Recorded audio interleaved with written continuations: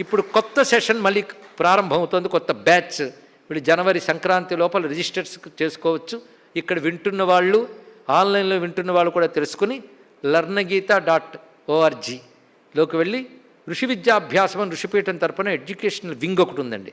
అందులో లెర్నగీత ఒకటి, ధృవజ్ఞానం ఒకటి, గురుభ్యో నమః గ్రూపు, సంస్కృత విద్యాభాసం కూడా జరుగుతుంది.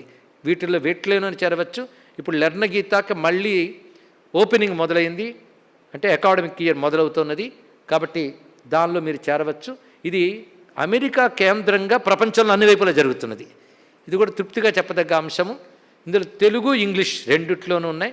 అమెరికాలో పుట్టిన చిన్న పిల్లలు ఇంగ్లీష్ని నేర్చుకుంటున్నారు. రెండు విధాలుగా నేర్పగలిగే అధ్యాపకులు బాగా తయారయ్యారు. వాళ్ళందరూ సుశిక్షితులైనటువంటి అధ్యాపకులు ఉన్నారు. ఎంతమంది చేరైనా నేర్పడానికి సిద్ధంగా ఉన్నారు. ఏ వయస్సు వారైనా చేరవచ్చు అనే వార్తని సంతృప్తిగా ఈ సభలో ప్రకటిస్తూ గీతాచార్యుడికి నమస్కరి